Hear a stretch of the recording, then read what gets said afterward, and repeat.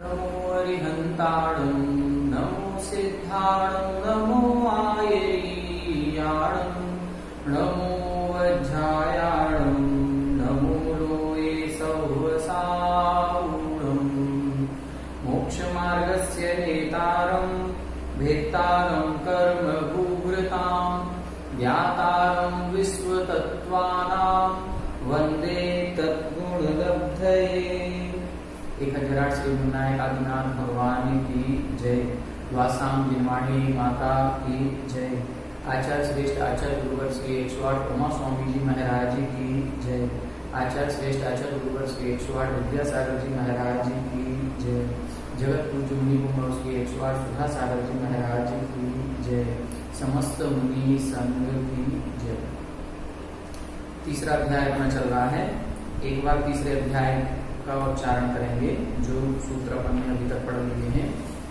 रत्न शर्करा वालुका पंक धूमतमो महातमः प्रभा भूमियो घनाम्बु वाताकाश प्रतिष्ठा सप्ता बोधः तासु 30 पंचविंशति पंचदश दश त्रिपंचोनैक नरक शत सहस्राणि पंचचैव यथाक्रमम् नारका नित्या सुरतरलेस्या परिणाम देह वेदना विक्रिया परस्परो दीर्घ दुःखा संक्लिष्टा सुरो दीर्घ दुःखाश्च प्राक् चतुर्थ्या तेष्वेत्री सप्तदश सप्तदश द्वाविंशति त्रयस्त्रिंशत् सार्वोपमा सत्त्वानां परा स्थितिः जम्बू द्वीप लवणोदादया शुभ नामानो द्वीप समुद्राः द्विर्विस्कंभाः पूर्व पूर्व परिक्षेपिनो बलया कृतयः तन्मध्ये मेरुनाग्रवृत्तो योजन शत सहस्र विस्कंभो जम्बू द्वीपः भरत हैमवत हरिविदेह रम्यक हैरण्यवतैरावत परसाः क्षेत्राणि तद्विभाजिनः पूर्वापरायता हिम्बन महाहिम्बन निषद नील रुक्मी शिखरिणो वर्षधर पर्वताः हे मार्जुन तपनीय वैडूर्य रजत हेममया मणि विचित्र पार्श्वा उपरि मूले चतुल्य विस्तारा पद्म महापद्म तिगिंच केसरी महापुंडरीक पुंडरीका हृदास्तेसा मुपरि प्रथमो योजन सहस्राया मस्तदर्ध विस्कंभो हृदः 10 योजनावगाहः तन्मध्ये योजनं पुष्करं तद्विगुणा हृदाः पुष्कराणि च तन्निवासिन्यो देव्यः श्री हिरी धृति कीर्ति बुद्धि लक्ष्म्यः पल्योपमस्थितयः ससामानिक परिसत्काः गंगा सिंधु रोहित रोहितास्या हरितधरिकांता सीता शीतोदा नारी नरकांता सुवर्ण रूप्यकूला रक्ता रक्तोदा सरितस्तन मध्यगाः द्वयोर्द्वयोः पूर्वाः पूर्वगाः चतुर्शेषास्त्वपर्गाः 14 नदी सहस्र परिवृता गंगा सिन्धवादियो नद्यः भरतः षड्विंशति पंचयोजन शत विस्तारः षड्चैकोनविंशति भागा योजनस्य तद्विगुण द्विगुण विस्तारा वर्षधर वर्षा विदेहान्ताः उत्तरा दक्षिण तुल्याः भरतैरावतियोर वृद्धिह्रासौ षट्समयाभ्याम् उत्सर्पिण्य व सर्पिणीभ्याम् ताभ्यामपरा भूमियो वस्थिताः एकद्वित्रिपल्योपमस्थितियो हैमवतक आरिवर्षक दैवपूर्वकाः तथोत्तराः विदेहेषु संख्ये कालाः भरतस्य विस्कंभो जम्बूद्वीपस्य 90 भागः द्विर्धात्की खण्डे पुष्करार्धे च प्राङ्मानुषोत्तरान् मनुष्याः आर्यालेच्छाश्च भरतैरावत विदेहाः कर्म भूमियो न्यत्र देव कुरुत्तर कुरुभ्यः निस्थिति परावरे त्रिपल्योपमांतर मुहूर्ते त्रियज्ञोनि जानांच। यहाँ तक ये अपना तीसरा अध्याय कल पूरा हो गया था। कल जो अपन ने पढ़ा था एक बार उन सूत्रों का रिवीजन कर लें। कल हमने ये देखा था द्विर्धात्की खंडे, इस सूत्र से अपन ने देखा था कि जो जम्बू द्वीप है, जम्बू द्वीप के बाद जो लवण समुद्र, धात्की खंड, कालोल समुद्र या पुष्करवर द्वीप आदि हैं, उनमें किस तरह की व्यवस्था होती है।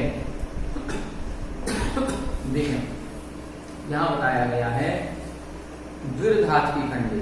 द्विधात्वी खंडे का मतलब है जो धात्वी खंड द्वीप है उसमें सारी रचनाएं द्विर यानी दुगनी दुगनी हैं।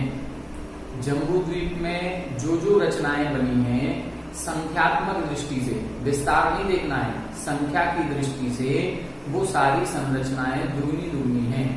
जैसे जम्बू द्वीप में 6 पर्वत हैं तो धात्वी खंड में कितने हो जाएंगे? 12। जम्बू द्वीप में 7 क्षेत्र हैं तो धात्वी खंड द्वीप में 14। जम्बू द्वीप में 14 नदियां निकली तो धात्वी खंड में 28। जम्बू द्वीप में 1 सुमेरु पर्वत है तो धात्वी खंड में 2 मेरु पर्वत हो जाएंगे। कुछ लोगों का कहना था कि एक बार फिर से इसको समझना है, तो आज हमने फिर से इसका एक चार्ट बनाया है, इसको अपन फिर से देख लें। ठीक है, देखें ये अपना जो जम्बू द्वीप है, इस जम्बू द्वीप में देखें ये अपना मेरु पर्वत हो गया। ठीक है, अब मेरु पर्वत के बाद यहां से अपन ने ये क्या खींचा? ये हिम्मन पर्वत, ये महाहिम्मन, ये निशर, फिर ये नील, फिर ये रुक्मी और ये शिखरिन, ऐसे 6 पर्वत खींचे। ठीक है, इन 6 पर्वतों के माध्यम से 7 क्षेत्र हो गए, भरत, हेमवत, हरि, विदेह, रम्य, कैरण्यवत, ऐरावत। ठीक, अब अपन को इस धात्वी खंड द्वीप में देखना है। जम्बू द्वीप की संरचना समझ ली।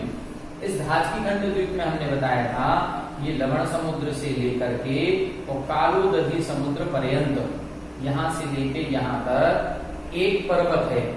ठीक है, इस पर्वत का नाम क्या है? इस पर्वत का नाम है इक्ष्वाकार पर्वत। ऐसे 2 पर्वत आएंगे, एक ऊपर और एक नीचे। कहां से कहां तक फैले हैं? यहाँ लवण समुद्र से स्पर्शित हैं और वहां कालोद समुद्र से स्पर्शित हैं। तो ऐसे ये 2 पर्वत यहाँ बन गए। इन दोनों पर्वतों के नाम है इक्ष्वाकार पर्वत। इस इक्ष्वाकार पर्वत के कारण से अब धात्वी खंड के 2 भाग हो गए, एक पूर्व धात्वी खंड, एक पश्चिम धात्वी खंड। ठीक है, अब दोनों जगह संरचनाएं उतनी उतनी बनेंगी। यदि जम्बू द्वीप में 6 पर्वत 7 क्षेत्र थे तो हर एक खंड में, पूर्व धात्वी खंड में भी 6 पर्वत 7 क्षेत्र बनेंगे और पश्चिम धात्वी खंड में भी बनेंगे। लेकिन यहाँ किस प्रकार से बनेंगे? देखें, अब यहाँ से देखें, जैसे हिम्मन पर्वत था तो यहाँ अपन ने ये हिम्मन, फिर ये महाहिम्मन, फिर ये निशल, फिर नीम, फिर रुक्मी, फिर ये शिखरिन, ऐसे 6 पर्वत आ गए। इसी तरह यहां से देखें, हिम्मन, ये महाहिम्मन, ये निशर, ये नील, ये रुक्मी और ये इधर शिखरिन, एक और बनेगा इधर। ठीक है, इस प्रकार से ये 6 पर्वत बन गए। तो अब 7 क्षेत्र इस तरफ हो गए और 7 क्षेत्र इस तरफ हो गए, 7 पूर्व दिशा में और 7 पश्चिम दिशा में। तो दुगनी संरचना हो गई कि नहीं हो गई? द्विधात्वी खंड, धात्वी खंड में दुगनी दुगनी संरचना है, तो ये दुगनी हो गई। पूरे धात्वी खंड को देखेंगे तो अब कुल कितने क्षेत्र हो गए? 14 क्षेत्र हो गए। पर्वत कितने हो गए? 12 हो गए। ठीक है, अब इसमें बिल्कुल सेम वैसे ही करना है। कैसा करना है? यहां अपन तालाब बनाएंगे। एक तालाब ये बनाया, पद्म, महापद्म, तिगिंच, केसरी, महाकुंडली और कुंडली। ठीक है, अब इस पद्म तालाब से पद्म तालाब से 2 नदियां निकलेंगी। एक ये नदी निकली, ये चली गई, एक यहां से नदी निकली और ये चली गई। कौन सी? गंगा और सिंधु। ये जब गंगा और सिंधु निकलेंगी तो इसके 3 भाग हो गए, 1, 2 और 3। बीच में आ जाएगा ये विजयार्ध पर्वत। तो पूरे 6 खंड हो गए, 3 ऊपर के और 3 नीचे के। तो इसमें 5 विलेज खंड हो गए और 1 आर्य खंड हो गया। जैसा भरत क्षेत्र में था अपने यहाँ के जम्बू द्वीप के, वैसे ही लगाना है। ठीक है, वैसे ही लगाएंगे जैसा अपने भरत क्षेत्र में है जम्बू द्वीप के। 5 विलेज खंड, 1 आर्य खंड, बीच में 1 विजयार्ध पर्वत। तो ऐसे ही यहाँ के भरत क्षेत्र में भी हो गया। अब इसी तरह यहाँ के भरत क्षेत्र में भी बनेगा। तो यहाँ पर ये अपन ने पद्म तालाब बनाया, यहाँ से एक ये नदी गई गंगा, तो यहाँ से एक नदी गई सिंधु। ठीक है, बीच में एक ये विजयार्ध पर्वत आ गया। तो फिर यहाँ के 6 खंड हो गए अपने। ठीक है, तो तो यहाँ पर भी जैसा अपने यहाँ भरत क्षेत्र है ऐसा ही भरत क्षेत्र है। जैसे यहाँ 24 तीर्थंकर होंगे ऐसे यहाँ पर भी 24 तीर्थंकर होंगे। जैसे यहाँ अभी मनुष्य रहते हैं ऐसे यहाँ पर भी रहेंगे। यहाँ पर यदि पंचम काल चल रहा है तो यहाँ पर भी अभी पंचम काल चल रहा है। बिल्कुल सेम व्यवस्था चलेगी। तो जैसे अब ये धात्री खंड में बनाया ऐसे ही पुष्कर द्वीप में बनेगा। तो ये अपन ने पुष्करार्ध बनाया है, ये मानसोत्तर पर्वत है। अब यहाँ देखें एक और इक्ष्वाकार पर्वत आएगा जो एक तरफ तो मानसोत्तर पर्वत से टच होगा और दूसरी तरफ कालोदधी समुद्र से। इसी तरह से ऊपर आएगा, ऊपर देखें तो ऊपर भी एक पर्वत इधर बना लें अपन। तो ये पुष्कर द्वीप के दो भाग हो गए, एक पूर्व पुष्करार्ध और एक पश्चिम पुष्करार्ध। अब पूर्व पुष्करार्ध और पश्चिम पुष्करार्ध में भी उसी तरह से स्थिति बनेगी। इधर देखें अपन, ये हिमवन, महाहिमवन, निसर्ग, नील, रुक्मी, शिखरिम। इसी तरह से इधर बना दें अपन, ठीक है। ये हिमवन, महाहिमवन, निसर्ग, नील, रुक्मी, शिखरिम। अब ये जो विदय क्षेत्र है तो यहाँ पर भी विदय क्षेत्र, तो यहाँ एक मेरु पर्वत बन जाएगा, एक मेरु पर्वत यहाँ पर बन जाएगा। ये दो मेरु हो गए, ठीक है। अब इधर भी वही नदियां निकलेंगी, यहाँ पर भी यही पद्म तालाब, फिर महापद्म, तिगिंच, केसरी, महाकुंडी और कुंडी। इधर भी बनेंगे वही पद्म, महापद्म, तिगिंच, केसरी, महाकुंडी और कुंडी। यहाँ पर भी वही नदियां निकालेंगे, गंगा और सिंधु। तो यहाँ से एक नदी निकली है, गंगा इधर चली गई और सिंधु यहाँ से यहाँ आ गई। अब एक प्रश्न आया था कल कि ये जो इधर से गंगा नदी निकली ये तो कालोदधी समुद्र में चली गई, अब जो सिंधु नदी निकली ये कहाँ गई? तो ये जो मानसोत्तर पर्वत है, इस मानसोत्तर पर्वत में 14 गुफाएं बनी हुई हैं। इन गुफाओं से, इधर गुफा का दरवाजा है, उस गुफा के दरवाजे से निकल के और फिर पूरे आगे वाले पुष्करार्ध में बह करके और फिर कहाँ जाएगी? अगले पुष्कर समुद्र में जाएगी, ठीक है। तो इस प्रकार से इधर भी बनेगा, इधर भी एक विजयार्ध पर्वत आएगा, यहाँ पर भी एक विजयार्ध आएगा, यहाँ से भी एक नदी निकलेगी, यहाँ से भी एक नदी निकलेगी। सेम वही रास्ता बनेगा बिल्कुल, जो अपन ने जम्बूद्वीप में एक इधर नदी, एक इधर नदी, एक इसमें नदी, एक इधर नदी, एक इधर नदी और एक इसमें इधर, एक इधर, इधर, ठीक है। तो इस प्रकार से ये पूरा बनेगा। इधर से फिर ये दो नदियां निकलेंगी, एक इधर, ये विजयार्ध पर्वत आ गया। ऐसे इधर से एक नदी, इधर एक नदी, इधर ये विजयार्ध पर्वत, एक इस तरफ, एक इस तरफ। आप पूरा वो जो अपना किताबों में चित्र बना हुआ है उसको मिलाएंगे और इसको मिलाएंगे, पूरा एक सा हो जाएगा, ठीक है। कहीं कोई अंतर नहीं आएगा। तो जो आप बस एक बार बनाना सीख गए तो सीख गए। ये इधर मेरु पर्वत इधर का हो गया, ये इधर का मेरु पर्वत हो गया। देखो बिल्कुल सेम बनेगा वैसे, ठीक है। इसी तरह से इसमें भी इसी तरह से निकाल लेंगे। तो यहाँ पर भी वही स्थिति बन जाएगी, एक इधर गई, एक इधर गई, एक इधर आ गई, एक इधर आ गई। ये गंगा सिंधु लोहित लोहितास्या हरित हरिकांता सीता सीतोदा नारी नरकांता सुवर्ण मुक्त फूला रक्ता रक्तोदा सरितस तन्मध्यगा। ये सारी नदियां इधर इस तरह से बन जाएंगी, ठीक है।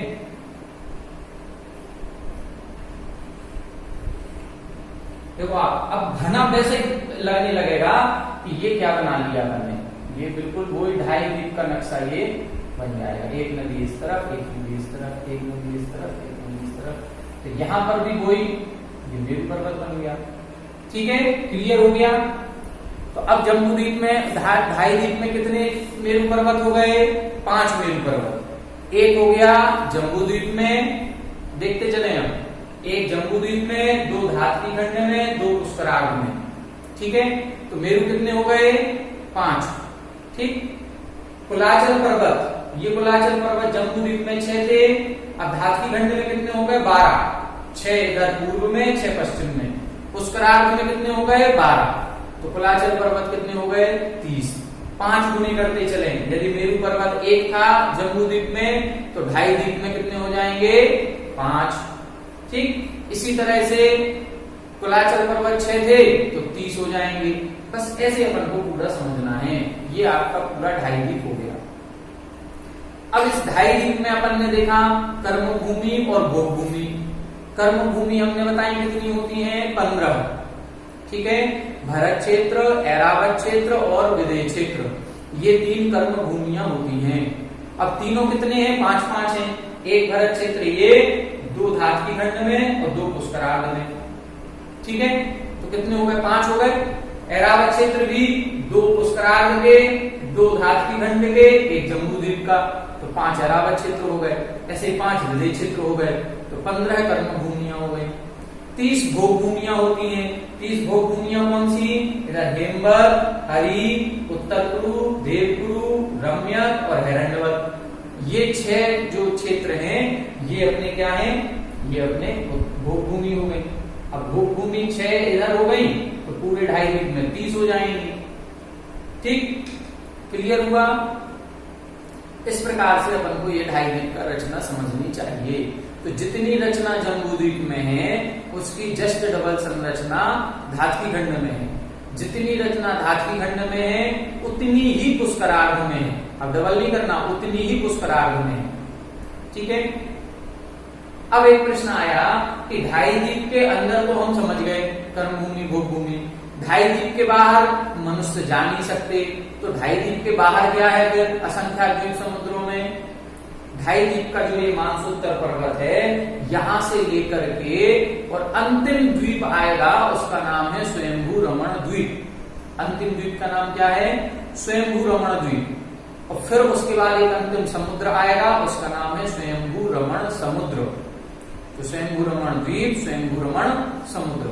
उस स्वयंभू रमण द्वीप के बिल्कुल बहुमध्य भाग में एक पर्वत है, उसका नाम है स्वयंप्रभ पर्वत। उसका नाम क्या है? स्वयंप्रभ पर्वत। तो मानसोत्तर पर्वत से लेके उस स्वयंप्रभ पर्वत तक कितने द्वीप हैं? असंख्यात द्वीप समुद्र हैं। उन असंख्यात द्वीप समुद्रों में जघन्य भोग भूमि है। मनुष्य एक भी नहीं है, सब त्रियंच ही त्रियंच हैं। कौन से त्रियंच होंगे? पंचेंद्रीय त्रियंच। भोग भूमि में विकलत्रय जीव नहीं पाए जाते। भोग भूमि में 2 इंद्रिय, 3 इंद्रिय, 4 इंद्रिय जीव नहीं होते। 1 इंद्रिय जीव तो सभी जगह पूरे तीनों लोकों में है, तो वहां पर पंचेंद्रिय जीव पाए जाएंगे। ठीक है। दूसरी चीज, जलचर जीव भोग भूमि में नहीं होते। भोग भूमि में जलचर जीव नहीं होते। जलचर का मतलब जो नदी तालाबों में पाए जाते हैं, मगर है, मछलियां हैं, ये भोग भूमि में नहीं होते। तो फिर ये जो मानसोत्तर पर्वत के बाहर जितनी नदियां हैं, मानसोत्तर पर्वत के बाहर जितनी नदियां होंगी, जितने समुद्र हैं, उन समुद्रों में एक भी जलचर जीव नहीं होता। किसी भी समुद्र में कोई जलचर प्राणी नहीं होगा। ठीक है। इसीलिए जो अपने यहाँ सुमेरु पर्वत पर अभिषेक होता है, उस अभिषेक के लिए 2.5 द्वीप के समुद्र के नहीं लाते पानी। चाहे तो लवण समुद्र का पानी ले आए या कालू नदी का ले आए, नहीं लेके जाते। किसका लेके जाते हैं? क्षीर सागर का। क्षीर सागर 5वां समुद्र है, उस समुद्र का ले जाते हैं। क्यों ले जाते हैं? क्योंकि उस पानी में जलचर जीव नहीं होते, परम पवित्र पानी माना जाता है। और उसका स्वभाव कैसा है? स्वाद उस जल का दूध के समान है, घृतवर समुद्र का घी के समान है। यहाँ जो ये 3 समुद्र हैं, इनका स्वभाव सामान्य जल के समान है। ठीक है। तो ऐसा इसमें लगाया जाता है। फिर जो अंतिम द्वीप रहा स्वयंभू रमण द्वीप, स्वयंप्रभ पर्वत के बाहर, और फिर स्वयंभू रमण समुद्र, उधर क्या है? उधर कर्म भूमि की व्यवस्था है। उधर कर्म भूमि है, हमेशा चौथा काल प्रवर्तता है, हमेशा चौथा काल रहेगा उधर। ठीक है। तो वहां पर क्या है?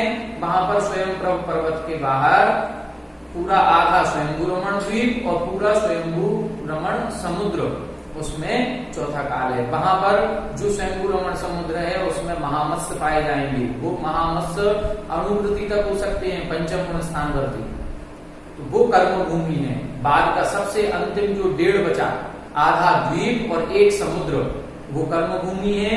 और इधर ये 2.5 द्वीप में 15 कर्म भूमियां हैं। बाकी भोग भूमियां 2.5 द्वीप के अंदर 30 हैं और 2.5 द्वीप के बाहर असंख्यात जितने क्षेत्र हैं, जितने भी अपने द्वीप हैं, वो सारे के सारे कैसे हैं, जघन्य भोग भूमि। जघन्य भोग भूमि का मतलब 1 पल्ले की आयु है, 1 कोष का शरीर होगा और 1 दिन के अंतराल से भोजन होगा। ठीक है, इस प्रकार की व्यवस्था वहां पर रहती है।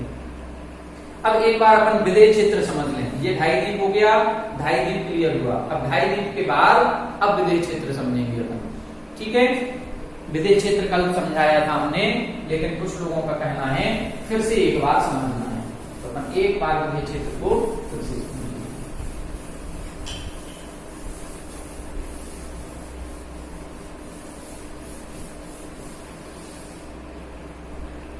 अब देखें, विदेह क्षेत्र के लिए अपन यहां से विदेह क्षेत्र बनाएंगे।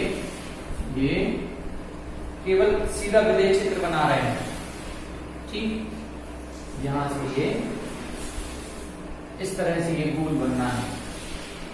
ठीक है, अब जब ये विदेह क्षेत्र अपन बनाएंगे तो बीच में क्या है, बीच में अपना ये मेरू पर्वत हो गया। इस मेरू पर्वत से इधर ये गजदंत पर्वत निकलेंगे। ठीक है, कितने गजदंत पर्वत होते हैं, 4। ये 4 गजदंत पर्वत हो गए। इन 4 गजदंत पर्वतों से क्या हुआ, अब विदेह क्षेत्र के 2 भाग हो गए, एक इस तरफ और एक इस तरफ। ठीक है, एक पूर्व दिशा की तरफ, एक पश्चिम दिशा की तरफ। अब यहाँ अपन ने एक तालाब बनाया था, कौन सा तालाब, तिगिंच। यहाँ कौन सा तालाब था, केसरी। तिगिंच तालाब से एक नदी निकली थी, कौन सी, सीतोदा, वो इधर गई, यहां से घूम करके और फिर इधर ये आ गई, ये सीतोदा नदी हो गई। फिर यहां से एक नदी आई थी सीता, वो ऐसे घूम के और फिर इधर ये चली गई। अब इस विदेह क्षेत्र के कितने भाग हो गए, 4, 1, 2, 3 और 4। ठीक है, ये विदेह क्षेत्र के जो 4 भाग हुए हैं, एक एक भाग में एक एक तीर्थंकर नियम से होगा। नियम से एक भाग में एक तीर्थंकर होगा ही होगा, एक इसमें, एक इसमें, एक इसमें, एक इसमें। तो कितने तीर्थंकर हो गए अपने, 4। अब जम्बू द्वीप में जब 4 हो जाएंगे तो धातकी खंड द्वीप में कितने हो जाएंगे, 8। और पुष्करार्ध में कितने हो जाएंगे, 8। तो 4 जम्बू द्वीप के, 8 धातकी खंड के और 8 पुष्करार्ध के, तो कितने हो गए, 20। इन्हीं को बोलते हैं हम विद्यमान पर हमेश पाए जाएंगे। जैसे ही एक तीर्थंकर को मोक्ष होगा, किसी ना किसी दूसरे तीर्थंकर को केवल ज्ञान हो जाएगा। एक तीर्थंकर का समोसरण नष्ट होगा और दूसरे को केवल ज्ञान हो गया, तो उनका समोसरण लग जाएगा। तो एक भाग में एक न एक तीर्थंकर जरूर होगा, सीमंदर, योमंदर, बाहु, सुबाहु। इस प्रकार से 4 तीर्थंकर जम्बू द्वीप के फिक्स हैं, इन्हीं नाम के होंगे, 500 धनुष के होंगे, सब बिल्कुल निश्चित है। ठीक है, तो ये 4 तीर्थंकर निश्चित हैं। तो ये कम से कम 4 इधर हो गए, तो कम से कम 2.5 द्वीप के कितने हो गए, 20। इसीलिए बोलते हैं विद्यमान 20 तीर्थंकर। अब ज्यादा से ज्यादा होंगे तो क्या होगा, तो हमने बताया था, अब ध्यान से देखें। अब यहां पर को ये देखना है कि ये जो अपन ने बनाया है, इसमें अपन नगरियां बनाएंगे। ये जो गोल आकृति बनी है, इस गोल आकृति को इधर, ये वनखंड है, इसी तरह से इधर से एक लाइन खींचेंगे, ये जगती कहलाती है। जगती यानी बाउंड्री वाल, ये बाउंड्री वाल बन गए दोनों। ठीक है, तो ये जो क्षेत्र का एक प्रश्न आया था कि इस क्षेत्र में क्या है, इधर वनखंड है, जंगल टाइप से बना हुआ है, अच्छे रमणीय वन उद्यान जिनको हम कहें, पार्क हैं, इस प्रकार से कह सकते हैं। अब इधर क्या होगा, अब देखें सर, इस भाग में, एक भाग में, ठीक है, 4 पर्वत आएंगे। पहले पर्वत, फिर एक नदी आएगी, फिर एक पर्वत, फिर एक नदी, फिर एक पर्वत, फिर एक नदी और फिर एक पर्वत। कितने पर्वत हो गए? एक पर्वत, दो पर्वत, तीन पर्वत, चार पर्वत। इन चार पर्वतों को कहेंगे बक्सारगिरी। इनको क्या कहते हैं? बक्सारगिरी। और इनके बीच में एक नदी है, ये इसको बोलते हैं विभंग नदी। तो कितनी नदी हो गई? तीन नदियां हैं, एक, दो और तीन नदी हैं और चार पर्वत आने से अब इसके 8 भाग हो गए। 1 2 3 4 5 6 7 8। ये 8 नगरियां बन गई। ये अलग अलग नगर बन गए, 8 अलग अलग क्षेत्र हो गए। इन्हीं को हम विदेय क्षेत्र के 32 क्षेत्र या 32 नगरियां कहते हैं। 32 कैसे हो गई? तो 8 इधर बनी एक भाग में, तो 8 इस भाग में भी बनेगी, 8 इस भाग में भी और 8 इस भाग में भी। ठीक है, जैसे ये 4 पर्वत इधर आए हैं ऐसे 4 इसमें भी आएंगे।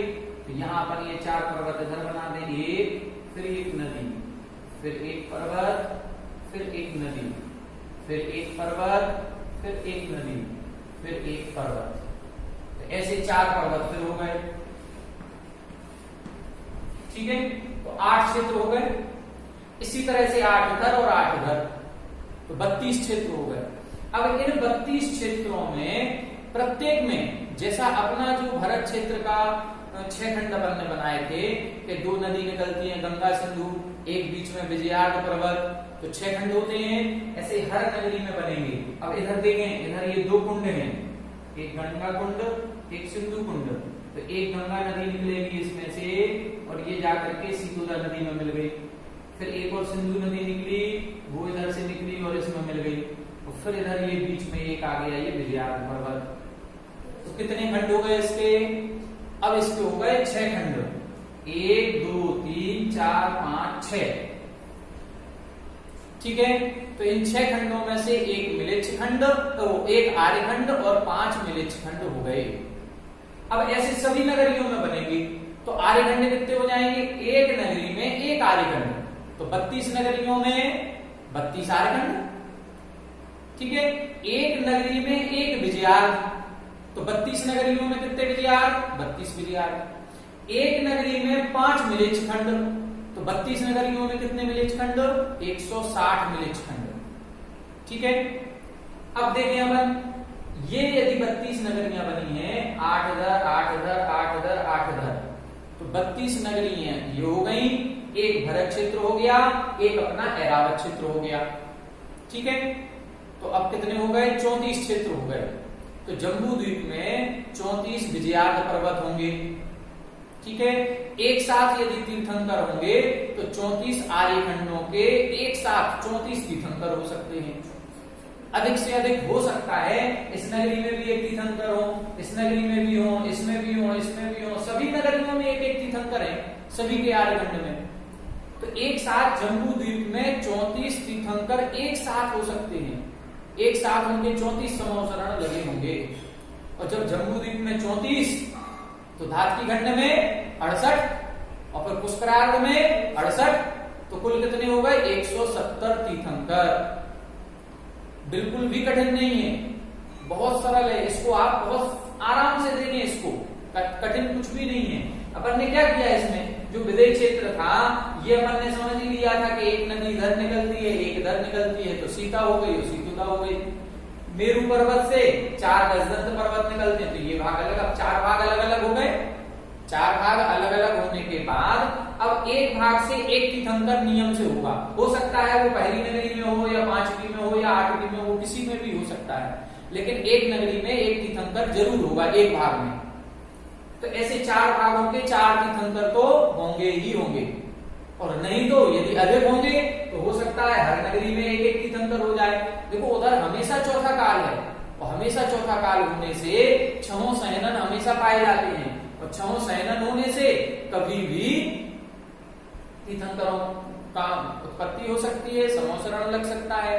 तो ये विद्यमान बीज तीर्थंकर जो हम पूजन करते हैं उस समय हमेशा जब भी विद्यमान बीज तीर्थंकर कहें तो इन 4 भागों का ध्यान आना चाहिए कि एक इस भाग में एक तीर्थंकर, इस भाग में एक, इसमें एक, इसमें एक, 8 धातकी खंड के, 8 पुष्करार्ध के, ऐसे अपन को सोचना है। एक अपन जो अर्घ चढ़ाते हैं 5 भरत, 5 ऐरावत, 10 क्षेत्र विषय। तो अब 5 भरत कहाँ है? एक जम्बूद्वीप में पढ़ लिया अपन ने, 2 धातकी खंड में पढ़ लिए और 2 पुष्करार्ध में पढ़ लिए। अब ये पढ़ लिए कि नहीं? तो 5 भरत क्षेत्र हो गए। 5 भरत क्षेत्र में तीर्थंकर हो सकते हैं कि नहीं? हो सकते हैं। अब अपन लोग आज एक भरत क्षेत्र के अपन लोग जब मंदिर बनाते हैं तो त्रिकाल चौबीसी बनाते हैं, और त्रिकाल चौबीसी में कितने तीर्थंकर हो जाते हैं? 72। 24 भूतकाल के, 24 वर्तमान के और 24 भविष्य के। 72 तीर्थंकर अपन ने बनाए एक भरत के। अब ऐसे 5 भरत क्षेत्र और 5 ऐरावत क्षेत्र, तो 10 क्षेत्र हो गए। जब एक क्षेत्र के 72 तो 10 क्षेत्र के 720, ठीक है। एक क्षेत्र की 3 चौबीसी तो 10 क्षेत्र की 30। तो अपन वही तो बोलते हैं 5 भरत, 5 ऐरावत, 10 क्षेत्र में से 30 चौबीसी के 720 जिनराज। तो 720 जिनालय हो जाते हैं, जिनराज हो गए अपने, उनको अपन अर्घ समर्पित करते हैं। ये क्लियर हो गया। विद्यमान 20 तीर्थंकर हो गए, इनको अपन अर्घ समर्पित करते हैं। मैक्सिमम 170 तीर्थंकर हो सकते हैं, उनको अर्घ समर्पित करते हैं। अब इसके बाद हमने आपको बताया था अकृत्रिम चैत्यालय 458। तो 458 कृत्रिम चैत्यालय बिल्कुल सरल, बहुत आसानी से आपको अपनी जबान पे याद हो जाएंगे। कभी भी कोई भी पूछेगा आप ऐसे उंगलियों पे गिना देंगे। सबसे सरल, सबसे पहले अपन सबसे बड़ी संख्या लो 170 आर्यखंड। आर्यखंड कितनी है? 170। तो विजयार्क पर्वत कितने होंगे? 170। देखो ये 32 है, 32 नगरियों में 32 विजयार्क हो गए कि नहीं हो गए? हो गए। एक भरत क्षेत्र का हो गया, एक ऐरावत क्षेत्र का हो गया, तो 34 विजयार्क हो गए अपने पास। अब 34 विजयार्क जम्बूद्वीप के हैं तो 170 हो जाएंगे पूरे 2.5 द्वीप के। तो सबसे पहले अपन 170 लिखें, 170 विजयार्क के। फिर उसके बाद 30 लिख लें कुलाचल पर्वत के। देखो अपन ने क्या कल बहुत आसानी से सबसे पहले अपन विजयार्क पर्वत लिखें। विजयार्क पर्वत के कितने? 170। कुलाचल के कितने हो गए? 30। आंकड़ा कितना हो गया? 200 हो गए कि नहीं? 2 लाइन लिखने में 200 हो गए। अपन को 458 तो करना ही है केवल। अब 200 के बाद अब अपन को क्या लिखना है? मेरू के। मेरू के कितने हो जाते हैं? 80। और मेरू के साथ ही 20 होते हैं गजदंत के। गजदंत पर्वत होते हैं एक मेरू में 4, तो 5 मेरू के 20। तो गजदंत पर्वत साथ में ही लेंगे। गजदंत के कितने हो गए? 20। तो अब देखो 300 हो गए। अब क्या बचा? कुछ भी नहीं। अब 300 के बाद अब इधर देखें अपन बक्सारगिरी जो अभी अपन ने बनाई थी, वो बक्सारगिरी कितनी होती है? 80। 380। अब क्या बचा? अब अपन को 5-5 वृक्ष लेने हैं। अकृत्रिम जो वृक्ष होते हैं वो, तो अकृत्रिम वृक्ष कौन कौन से हैं? जम्बू वृक्ष आदि। जम्बू वृक्ष आदि हमने बताया था। जो देवगुरु उत्तर गुरु हैं यहाँ पर अकृत्रिम वृक्ष हैं, उन वृक्षों पर अकृत्रिम चैत्यालय हैं। वो वृक्ष पृथ्वी का एक के हैं, ठीक है, लेकिन नाम उनका वृक्ष कहते हैं। तो जम्बू वृक्ष अपने जम्बू वृक्ष के कारण ही इस द्वीप का नाम जम्बू द्वीप है। धातकी खंड में धातकी वृक्ष है, इसलिए उसका नाम धातकी खंड है। तो ऐसे 5 हो जाएंगे। 5 विलेय हैं, तो 5 विलेय के 5 उत्तर पूर्व में जम्बू वृक्ष और 5 दक्षिण देवपुरु में सालमली वृक्ष, ठीक है। ये सालमली वृक्ष 5 हो गए। अब इसके बाद अब जम्बूद्वीप पूरा हो गया। अब इसके बाद चलेंगे आगे। देखिए कुलाचल पर्वत कौन से हैं? जो अपन ने हिमवन, महाहिमवन, निसर, नील, रुक्मी और सिगरिन, ये 6 पर्वत कुलाचल कहलाते हैं। तो 6 जम्बूद्वीप के, तो 2.5 द्वीप में कितने हो गए? 30। 12 धातकी खंड के, 12 पुष्करार्ध के। अब इसमें सालमली वृक्ष के बाद अब देखें इक्ष्वाकार पर्वत। इक्ष्वाकार के 4 और मानसूत्तर के 4, बस हो गए ये अपने 2.5 द्वीप के। ये 2.5 द्वीप के हो गए।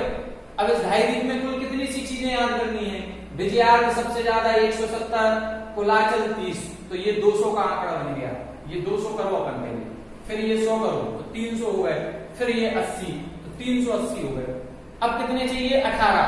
तो 10 हो गए पेड़ों के, वृक्ष के, 4 इक्ष्वाकार और 4 मांसोत्तर। तो 398 होते हैं। ये 398 हो गए ढाई द्वीप के। ढाई द्वीप में कितने? 398। और ढाई द्वीप के बाहर होते हैं 60। ढाई द्वीप के बाहर कितने होते हैं? 60। तो 52 होते हैं नंदीश्वर द्वीप के। नंदीश्वर द्वीप के 52, 4 होते हैं कुंडलवर और 4 होते हैं रुचिकवर। बस हो गए अपने पूरे 458। ये मध्यलोक के पूरे अकृत्रिम चैत्यालय हो गए। तो ढाई द्वीप के अंदर 398 और 60 होते हैं ढाई द्वीप के बाहर। आज हमने अभ्यास प्रश्न में दिया था ये कि ढाई द्वीप के बाहर कितने अकृत्रिम चैत्यालय हैं? तो 60 होते हैं। ढाई द्वीप के बाहर नंदीश्वर द्वीप 8वें नंबर का द्वीप, कुंडलवर द्वीप 9वें नंबर 11वें नंबर का और रुचिकवर 13वें नंबर का। ऐसे हो जाते हैं। अब मेरू पर्वत के 80 कैसे होते हैं? ठीक है, नंदीश्वर के 52 कैसे होते हैं? अब आज अपन इसको समझेंगे। आप लोग पूजन की जयमाल यदि आपके पास है तो पूजन की किताब ले लें और उसकी अपन जयमाल पढ़ेंगे। 5 मेरू कैसे होते हैं, उनकी संरचना कैसी है, नंदीश्वर द्वीप के 52 जनालय कैसे हैं, वो आज अपन अभी समझेंगे। ये क्लियर हो गया? बिल्कुल बिल्कुल स्पष्ट है, कहीं कोई कठिनाई नहीं। अब आप अपनी आंख बंद करके आज सब लोग सामायिक करेंगे 10 मिनट की। और 10 मिनट की सामायिक में कोई मंत्र नहीं पढ़ना, कुछ नहीं करना, बिना मंत्र पढ़े 10 मिनट मौन होकर के बैठेंगे और आंख बंद करके एक एक अकृत्रिम चैत्यालय की वंदना करेंगे। पहले अपन हिम्मत पर्वत पर चलेंगे, फिर महाहिमन, फिर निसर्ग, फिर नील, फिर रुक्मी, फिर शिखरिन। तो 6 पर्वत हो गए। फिर अपन धातकी खंड के यही 6 पर्वतों पे चलेंगे। फिर पश्चिम धातकी खंड के 6 पर्वत, तो 30 कुलाचल हो गए। फिर विजयार्क पर्वत 170 देखें कहाँ कहाँ होते हैं, तो 170। मेरू के 80, गजदंत के 20, ये सारी चीजें अपन ने पढ़ ली। बक्सारगिरी कहाँ कहाँ होती हैं, बक्सारगिरी को देखें। तो सारे 458 अकृत्रिम चैत्यालय हमारी आंखों में झूलने चाहिए कि हे भगवान, हमने ऐसे तो नहीं वंदना की है, लेकिन जो श्रुत ज्ञान से हमने जाना है उनके आधार पर हम आपको नमस्कार करते हैं। तो ऐसे अपन कर सकते हैं। ठीक है, अब अपन पंचमेरु की थोड़ी सी संरचना समझते हैं। पंचमेरु कहाँ कहाँ है? सबसे पहला है सुदर्शन मेरु। सुदर्शन मेरु कहें या सुमेरु कहें, एक ही चीज है। ठीक है, सुमेरु या सुदर्शन मेरु ये एक ही चीज है। 5 मेरु हैं, एक जम्बू द्वीप में है और बाकी 4 2 धातकी खंड में, 2 पुष्करार्ध में। तो इस प्रकार से अपन बनाते हैं।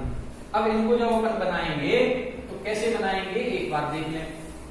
जो मेरु पर्वत है, ये मेरु पर्वत तक ही मध्यलोक माना जाता है। मध्यलोक कहां तक है? मेरु पर्वत तक। ठीक है, देखें यहां अपन लोग जो बैठे हैं ये चित्रा पृथ्वी पर बैठे हैं। ठीक है, तो चित्रा पृथ्वी से मेरु पर्वत शुरू होगा। चित्रा पृथ्वी से मेरु पर्वत जो अपन जमीन के ऊपर, ये ऊपर है। अब जैसे अपन लोग मकान बनाते हैं तो अपन नींव नीचे डालते हैं, वो नींव दिखाई नहीं देती, लेकिन इस मेरु पर्वत की भी नींव है इसी तरह की। ये मेरु पर्वत 1000 योजन नीचे गहराई में है। तो ये कहां आ गया? अपन वज्रा पृथ्वी पर। ये कहां आ गए? वज्रा पृथ्वी पर। मतलब मेरु पर्वत से 1000 योजन नीचे। ये चित्रा पृथ्वी और वज्रा पृथ्वी हमने बताया था 1000 योजन की है। जो खरभाग है, खरभाग के 16 भाग हैं, 1000 योजन मोटे, 16000 का है खरभाग। तो उसमें चित्रा पृथ्वी से लेके वज्रा पृथ्वी तक 1000 योजन की इसकी गहराई है। ये गहराई हो गई किसकी? सुमेरु पर्वत की। ठीक है, ये गहराई। अब इसके बाद अगर देखें, अब ये जमीन पर ही, ये जो अपन जमीन देख रहे हैं, इस जमीन पर ही भद्रसाल वन है। और इस भद्रसाल वन में क्या है? 4 दिशाओं में 4 अकृत्रिम चैत्यालय बने हैं। ठीक है, एक इधर, एक इस दिशा में बनेगा। ठीक है, एक इस दिशा में बनेगा और एक पीछे बनेगा जस्ट। ऐसे 4 अकृत्रिम जिनालय चारों दिशाओं में भूमि पर भद्रसाल वन पर बने। अब अपन भूमि से 500 योजन ऊपर चलेंगे। कितना योजन ऊपर चलेंगे? ये 500 योजन ऊपर आ गए। ये 500 योजन ऊपर आते ही यहां पर, अब यहां से ये थोड़ा सा घट जाएगा, फिर यहां से ये 11,000 योजन ऊपर जाएगा। 11,000 योजन ऊपर जाकर के फिर ये थोड़ा थोड़ा घटेगा। ठीक है, तो ये कितने योजन हो गया? 500 योजन। ठीक, फिर ये 11,000 ऊपर गया और फिर 11,000 सीधा सीधा जाएगा और फिर यहां से 51,500 योजन थोड़ा सा तिरछा जाता है। तो ये कुल कितना हो गया? 51,500 और 11,000, 62,500। फिर इसके बाद इधर थोड़ा सा फिर अंदर कम हो जाएगा। फिर इसके बाद फिर इधर से 11,000 गया। ठीक है, और फिर इसके बाद ये इधर से फिर ये ऐसा कम हो जाता है, फिर इधर से ये कम हो जाएगा और फिर इधर आकर के ये चूलिका बन जाएगी। इस तरह से मेरू पर्वत बनेगा। ये कितना है? ये फिर 11,000 योजन हो गया और ये हो जाएगा 22,000। ये 40 योजन की इसकी चूलिका है। ठीक है, ये कौन सा वन हो गया? भूपर भद्रसाल चहु जाने। तो भूमि पर ये भद्रसाल वन हो गया। ठीक है, फिर 500 योजन ऊंचे जाएंगे तो इधर कौन सा वन आएगा? नंदन सोमनस वन। देखें एक बार जिनवाणी निकालें, जिनवाणी में जयमाल निकालें इसकी। देखो हमने निकाल के रखी है। अपन क्या पढ़ते हैं, ध्यान से देखें। प्रथम सुदर्शन मेरु विराजे, भद्रसाल वन भूपर छाजे। पहला कौन सा मेरु है? सुदर्शन मेरु है, वो विराजित है। कहां पर विराजित है? भद्रसाल वन भूपर छाजे। और उस मेरु पर्वत के भूमि पर भद्रसाल वन बना हुआ है। उस भद्रसाल वन के चारों दिशाओं में 4 जिनालय हैं, इसलिए चैत्यालय चारों सुखकारी, मन वचतन वंदना हमारी। तो ये तो भूमि पर हो गया। भूमि पर एक इधर पूर्व में, पश्चिम में, उत्तर में, दक्षिण में, ऐसे 4 जिनालय सबसे नीचे बनेंगे। फिर कितना है? ऊपर पंचशतक पर सोहे। ऊपर पंचशतक यानी 500 योजन ऊपर जाकर के सोहे यानी शोभायमान होते हैं। क्या? नंदन वन देखत मन मोहे। जो नंदन वन है, ये नंदन वन देखते ही मन को मोहने वाला है। इतना सुंदर नंदन वन है। अब उस नंदन वन में भी 4 जिनालय बनेंगे। एक इधर बनेगा, ठीक है, एक यहां पे बन जाएगा, ठीक, और एक इस तरह बन जाएगा। इसे चारों दिशाओं में बनेंगे। ये चारों दिशाओं में 4 जिनालय। तो 4 जिनालय भद्रसाल वन पर, 4 जिनालय नंदन वन पर। फिर 62.5 सहस ऊंचाई। अब 62,500 योजन जाना है। सहस यानी 1000। तो 62.5 में 11,000 सीधा जाता है और 51,500 योजन थोड़ा सा तिरछा हो जाता है, घटते हुए जाता है। तो 11,000 और 51,000 हो गए 61, 62 और 500, 62,500 योजन ऊपर जाकर के सोमनस वन आ जाएगा। इस सोमनस वन पर भी 4 जिनालय हैं। वन सोमनस शोभे अधिकाई, चैत्यालय चारों सुखकारी। अभी 4 की बात कर रहे हैं। भद्रसाल वन पर भी लिखा चैत्यालय चारों सुखकारी। नंदन वन पे भी लिखा चैत्यालय चारों सुखकारी। फिर लिखा चैत्यालय चारों सुखकारी। और फिर इससे फिर 33 देखें, ऊंचा जोजन सहस 36 है, 36 है ये। 25,000, 11,000 सीधा जाएगा और 25,000 ऊपर। तो ऊंचा जोजन सहस 36 पांडुप वन सोहे गिरीशीसम। अब इधर पांडुप वन आ जाएगा। ये पांडुप वन है। पांडुप वन पर भी चारों दिशाओं में 4 अकृत्रिम चैत्यालय हैं। ठीक है, अब चारों दिशाओं में 4 अकृत्रिम चैत्यालय हो जाएंगे। फिर इसके बाद आगे देखें। अब इन्होंने लिखे चारों मेरु समान बखाने, भूपर भद्रसाल चहु जाने। चैत्यालय चारों सुखकारी, मन वचतन वंदना हमारी। ठीक है, तो यहां आप लिख दिया चैत्यालय 16 सुखकारी। अब जैसा ये अपन ने एक मेरू बनाया है, ऐसे ही बाकी के मेरू बनेंगे चारों, ठीक है, उसी तरह से बाकी के मेरू बनेंगे। तो यहां पर जैसा ये सुदर्शन मेरू, वैसे ही अन्य 4 मेरू और बन जाएंगे। अंतर इतना है, सुदर्शन मेरू बीच का बड़ा है, वो 1,40,000 योजन का है, और बाकी के जो 4 मेरू हैं वो 85,000 योजन के हैं। 84,000 योजन ऊपर है जमीन के, 1,000 योजन जमीन के नीचे नींव है। इसी तरह से मेरू पर्वत जो सुदर्शन मेरू है, वह भी 99,000 योजन ऊपर है जमीन के, और 1,000 योजन जमीन के नीचे है। इस पांडुक वन में क्या है, पांडुक वन में ऊपर जाकर के चारों दिशाओं में 4 अकृत्रिम चैत्यालय हैं। अब इन चारों दिशाओं में जहां 4 अकृत्रिम चैत्यालय हैं, वहीं विदिशाओं में क्या है, विदिशाओं में 4 शिलाएं रखी हुई हैं।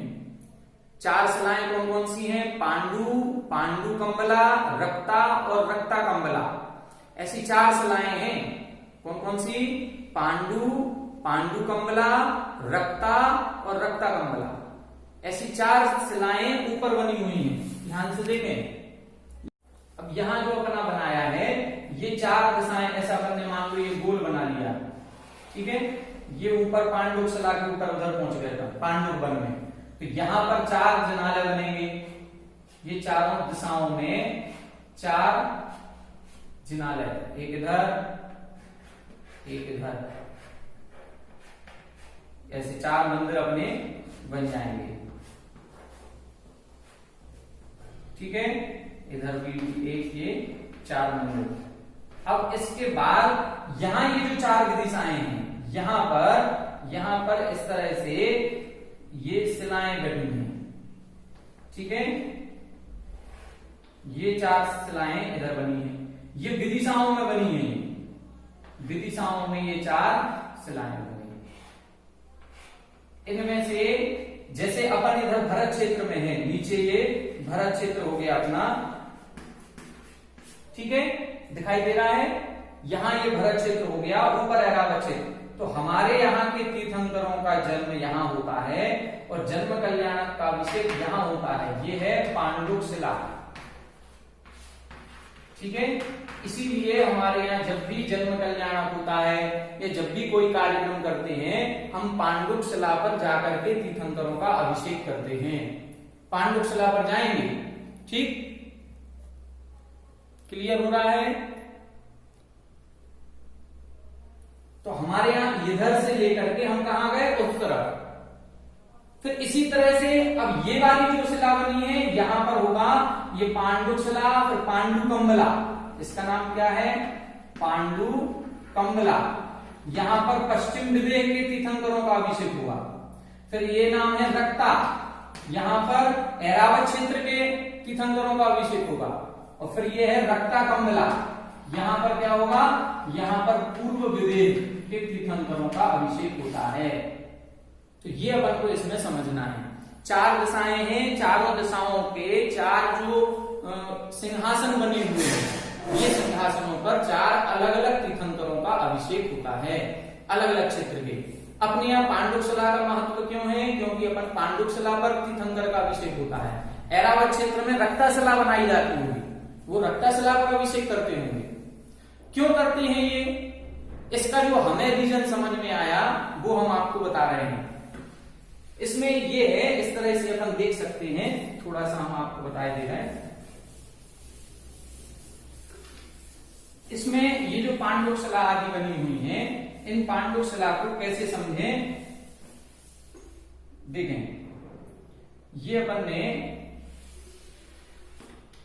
जम्बूद्वीप बनाया, जम्बूद्वीप में नीचे ये भरत क्षेत्र, ये ऊपर ऐरावत क्षेत्र, और ये बीच में अपना विदेह क्षेत्र, ये मेरू पर्वत, ठीक है।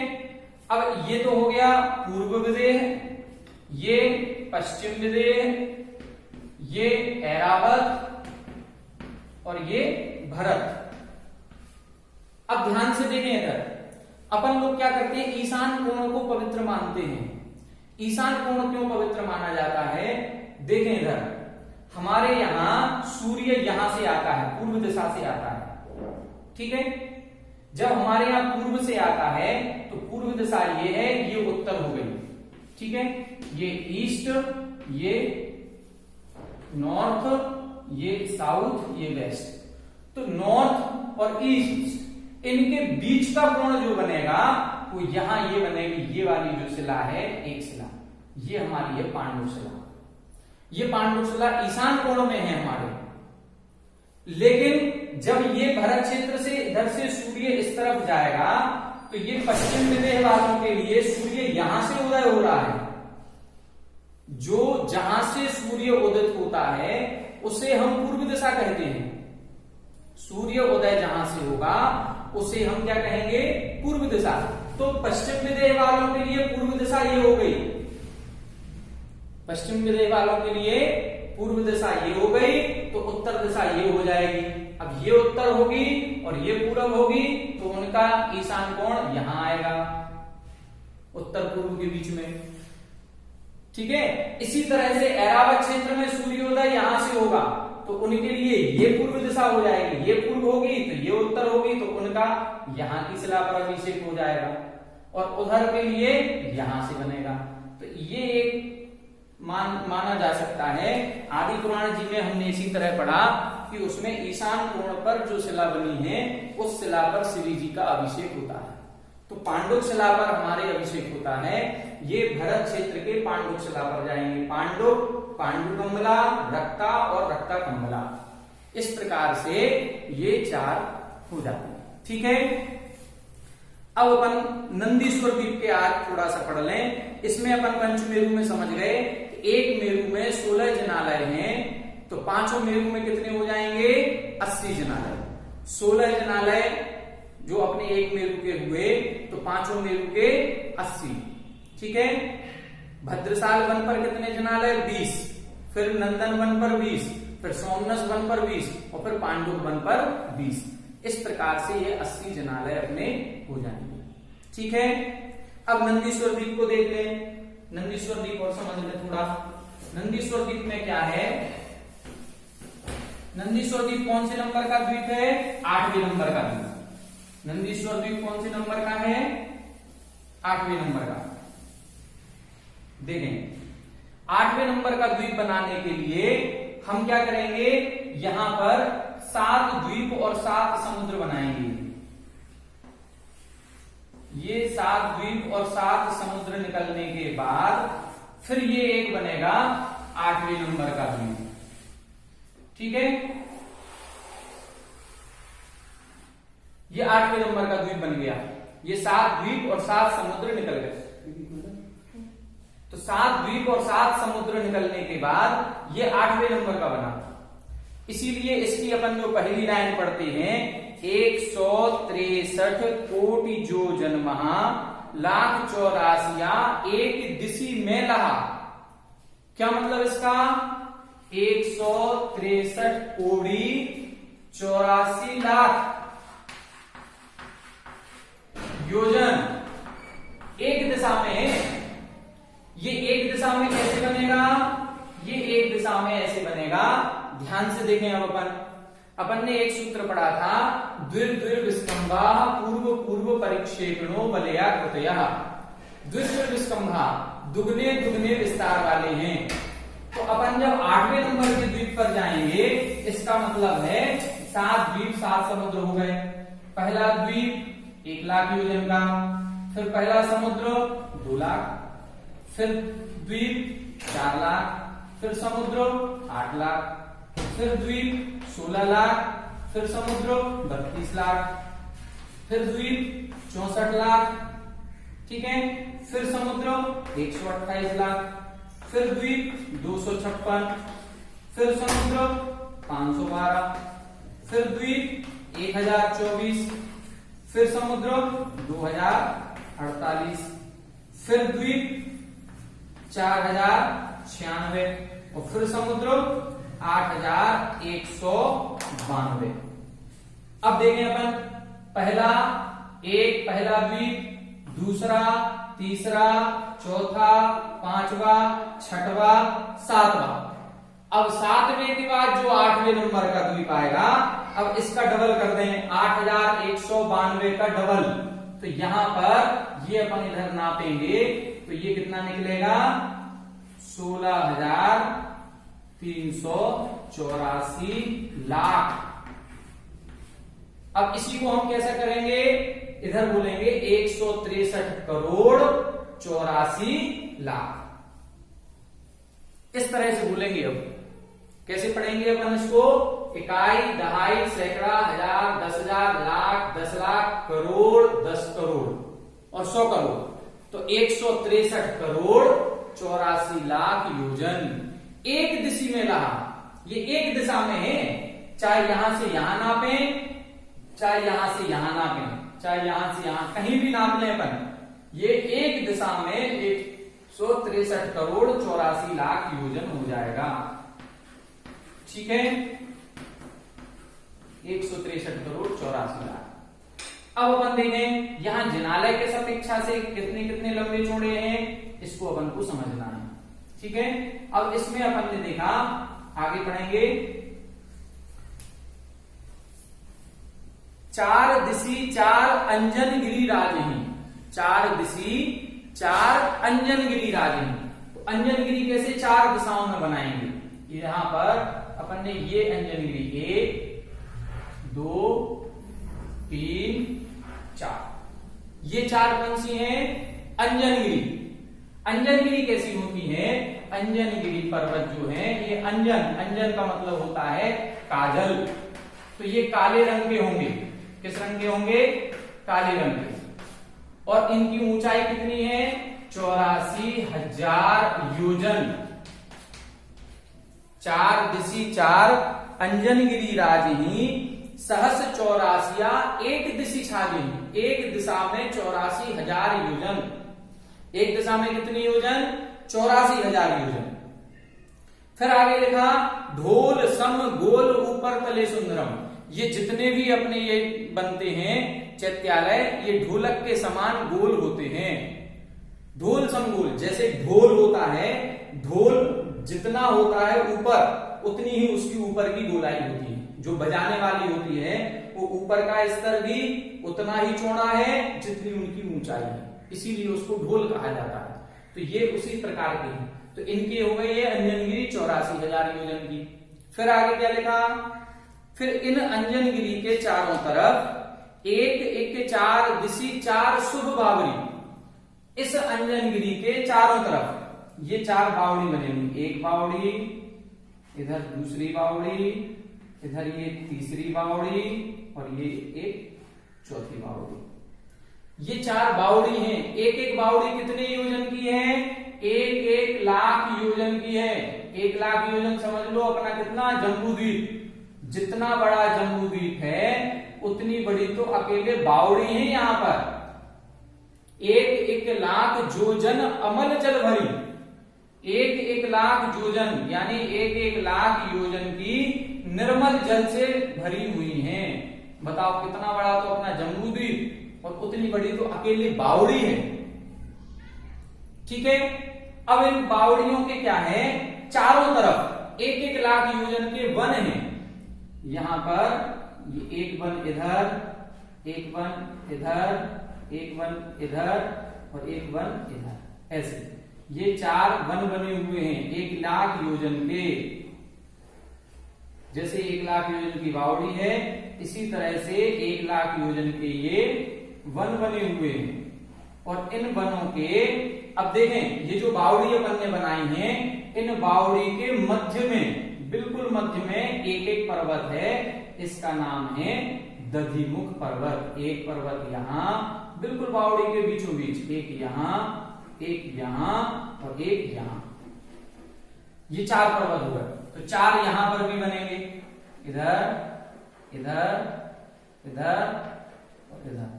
फिर 4 यहां पर भी। तो कुल कितने पर्वत हो गए ये दधिमुख पर्वत, 16 पर्वत। देखें ध्यान से, लाइन देखें अपन, 1 4 दिशी 4 शुभ बावरी, 1 लाख जोजन अमल जल भरी। ये 1 बावड़ी 1 लाख योजन अमल जल से भरी हुई है।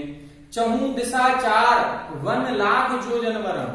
इन चारों बावड़ियों के चारों दिशाओं में एक एक लाख योजन के वन हैं। ठीक है, फिर क्या लिखा, सोल वापीन मधी सोल गिरी दधी मुखम। अब कितनी बावड़ी हो गई, चार बावड़ी इधर, चार इधर, चार इधर, चार इधर, तो इधर सोल वापीन मधी सोल गिरी दधी मुखम, इनके बीच में ये चार दधिमुख पर्वत हैं।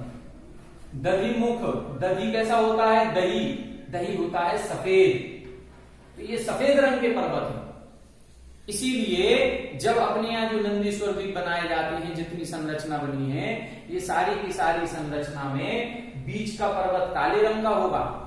फिर ये जो बावड़ी बनी होंगी, गड्ढे में पर्वत बने होंगे, फिर एक इतना चौकोर गड्ढा खोदते हैं, गड्ढे के बीचों बीच फिर एक पहाड़ बनाते हैं, वो है सफेद रंग का पर्वत, उसका नाम है दधिमुख पर्वत।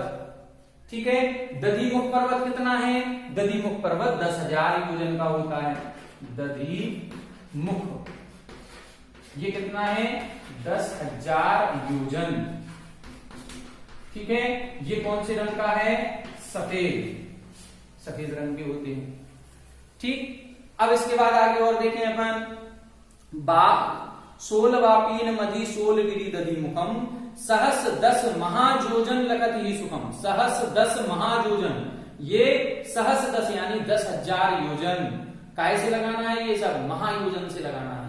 महायोजन मतलब एक योजन 6,000 किलोमीटर वाला, वो महायोजन यहां पर लगाएंगे। ठीक है, फिर आगे देखें, बावरी कौन दो माही दो रतिकरम। अब बावरी कौन दो, ये जो अपन ने बावड़ी बनाई है, इन बावड़ी के दो कोनों पर, बाहर के दो कोने, बाहर के दो कोने कौन से, एक ये और एक ये, तो ये एक इधर का एक इधर का, ये दो कोने हो गए। इसके बाहर के दो कोने, एक इधर एक इधर, इसके बाहर के दो कोने, एक इधर एक इधर, और इसके बाहर के दो कोने इधर और इधर। ऐसे ये 8 जनाले हो गए एक दिशा में, 8 इधर 8 इधर 8 इधर 8 इधर, तो 32 पर्वत इधर इधर ऐसे बना लें, यहां यहां। ठीक है, इस तरह से ये पर्वत बन जाएंगे। इसके बाहर के इधर बनेगा, इधर, ऐसे ये 32। ये कौन से पर्वत हैं, ये रतिकर पर्वत हैं। रतिकर पर्वत का मतलब, रतिकर पर्वत होते हैं लाल रंग के। ठीक है, रति, रति के लिए शायद एक कीड़ा की उपमा दी गई है, वो कीड़ा लाल रंग का होता है, तो रतिकर पर्वत होते हैं। ये कितने हैं, ये 1,000 योजन ऊंचे होते हैं, ये 1,000 योजन, ये लाल रंग के। ठीक है, अब देखें इसको, शैल 32 एक सहस योजन कहे। ये जो शैल 32 कहे गए हैं, ये एक योजन के, एक सहस यानी 1,000 योजन के कहे गए। 4 16 मिले सर्व 52 लगे, 32 ये हो गए। अब इसमें 16 ये वाले दधिमुख और 4 अंजनगिरी, ये और मिला दें, 4 16 मिले, यदि 16 और 4 20 और मिला दें तो 52 हो गए, तो सर्व 52 लगे। एक एक शीश पर एक जिन मंदिरम। अब एक एक पहाड़ के ऊपर, एक एक पर्वत के ऊपर एक एक जिन मंदिर है। ठीक है, अब एक एक जिन मंदिर के अंदर जितने भी अकृत्रिम चैत्यालय होते हैं, उन सभी अकृत्रिम चैत्यालयों में 500 धनुष की पद्मासन प्रतिमाएं होती हैं। कितनी प्रतिमाएं होती हैं, 500 धनुष की पद्मासन प्रतिमाएं होती हैं। कितनी प्रतिमाएं होंगी, 108 प्रतिमाएं। एक मंदिर में एक प्रतिमा नहीं होती, 108 प्रतिमाएं होती हैं, और सारी की सारी 500 धनुष की होती हैं, और 500 धनुष के साथ साथ पद्मासन होती हैं। ठीक, फिर आगे क्या लिखा, बिंब 100 रतनमयी सोई। रतनमयी यानी रत्नों की 108 जिन बिंब वहां पर विराजमान होते हैं। देव देवी सर्व नयन मनमोहिनी। ये देव और देवी, क्योंकि इधर मनुष्य तो जा नहीं सकते 8वें दिन में, 2.5 दिन से बाहर नहीं जा सकते, तो जितने देव हैं, जितनी देवियां हैं, ये वहां जाते हैं और वहां पर अष्टांगिका महापर्व में पूरे 8 दिन तक पूर्ण 24 घंटे भक्ति भाव से पूजन अर्चना करते हैं। तो उन देव और देवियों के सभी के नयन और मन को मोहने वाली हैं। नयन को बहुत अच्छे से मोहती हैं और मन को भी, मतलब सब कुछ भूल जाता है व्यक्ति वहां पर जाकर के। 500 धनुष तन पद्म आसन परम, 500 धनुष की होती हैं और पद्म आसन से विराजित होती हैं, खड़गासन से नहीं होती। ठीक है। लाल नख मुख नयन श्याम अरु श्वेत हैं। इनके जो मुख और नख और नयन हैं ये कैसे होते हैं? ये लाल रंग के, श्याम अरु श्वेत हैं। जैसे हमारी आंखें हैं, श्याम काले वर्ण की भी है और सफेद वर्ण की भी है, इसी तरह से इनकी भी आंखें होती हैं।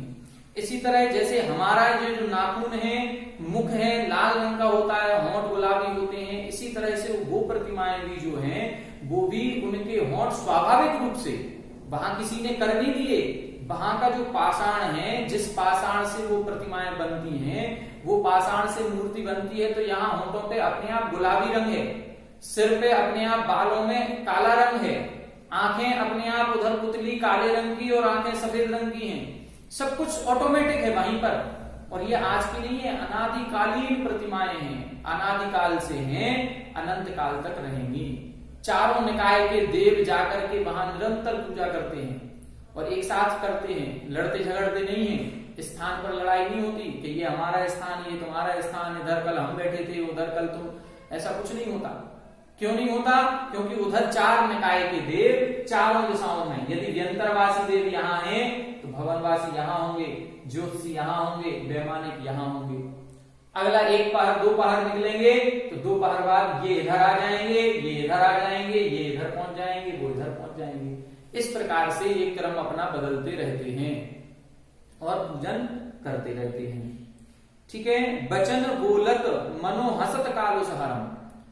बचन बोलत, ऐसा लगता है जैसे हमसे कुछ बोल रहे हो, बोलती नहीं है प्रतिमाएं, लेकिन ऐसा लगता है जैसे कुछ कहने ही वाली हैं। और मनो हसत कालो सहरम, हंसती हुई हैं, मुस्कुराती हुई हैं। और कालुष्य हरम यानी हमारे मन के मैल को हरने वाली हैं। आगे लिखा, कोटि शशि भानु दुति तेज छिप जाते हैं। करोड़ों सूर्य और चंद्रमा की जो कांति है वो भी इन प्रतिमाओं के आगे फीकी है, उनकी कांति भी कोई मायने नहीं रखती। महावैराग्य परिणाम ठहराते हैं, ऐसे महान वैराग्य परिणामों को उत्पन्न करने वाली हैं। उन प्रतिमाओं का दर्शन करेंगे तो हमारे अंतरंग में सम्यक दर्शन प्रकट हो जाता है। सम्यक दर्शन के साथ साथ चारित्र अंगीकार करने के भाव होते हैं। ठीक है। तो इस प्रकार से लिखा, बयन नहीं कहे लकी होत सम्यक धर्म। बोलते कुछ नहीं है लेकिन लकी होत, केवल देखने मात्र से सम्यक दर्शन की प्राप्ति होने लगती है। यही है जिनबिंब दर्शन। जिनबिंब दर्शन से सम्यक दर्शन कहा गया, तो वो यही जिनबिंब दर्शन है। भौन बावन प्रतिमा नमो सुकरम, ऐसी शोभायमान 52 प्रतिमाएं हैं जिनको नमस्कार करने से सुख प्राप्त होता है, या ऐसी प्रतिमाएं सुख को देने वाली होती हैं। तो इस प्रकार से नंदीश्वर द्वीप 8वें नंबर का द्वीप है। सबसे अधिक जनालय इसी में है, 52 जनालय। 2.5 द्वीप के बाद सबसे अधिक जनालय नंदीश्वर द्वीप में। फिर इसके बाद कोई भी द्वीप ऐसा नहीं है जहां जनालय हो। एक 9वें नंबर का द्वीप है कुंडलवर, और वो 11वें नंबर का कुंडलवर और 13वें नंबर का रुचिकवर। वहां पर भी 4-4 जनालय हैं। जैसे यहाँ पर मानसोत्तर पर्वत आया है, उसी तरह से वहां के द्वीप के मध्य भाग में कुंडलवर पर्वत और रुचिकवर पर्वत है। उनकी चारों दिशाओं में 4-4 अकृत्रिम चैत्यालय होते हैं। तो ऐसे 458 अकृत्रिम चैत्यालय हो जाते हैं।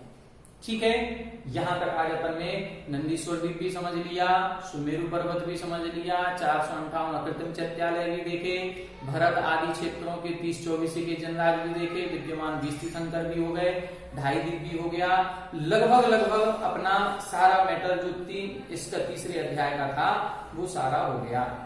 एक कुभोग भूमि का मैटर और बचता है कि कुभोग भूमियां कहाँ हैं। कुभोग भूमियां लवण समुद्र और कालोदधी समुद्र में छोटे छोटे टापू बने हुए हैं 24 के किनारे से। मतलब 48 कुभोग भूमियां धातकी खंड में हैं और 48 कुभोग भूमियां कालोदधी समुद्र में हैं। ऐसे कितनी हो गई? 96 कुभोग भूमियां हो जाती हैं। उनका भी एक विशेष वर्णन है। चूंकि ये शिविर है इसलिए अपन इतना ज्यादा उसमें नहीं कर पाएंगे, कल से अपन चौथा अध्याय प्रारंभ करेंगे। अब आज आप लोगों के प्रश्न ले रहे हैं, जो भी आप लोगों के प्रश्न हो उनका समाधान अपन करेंगे। ठीक है।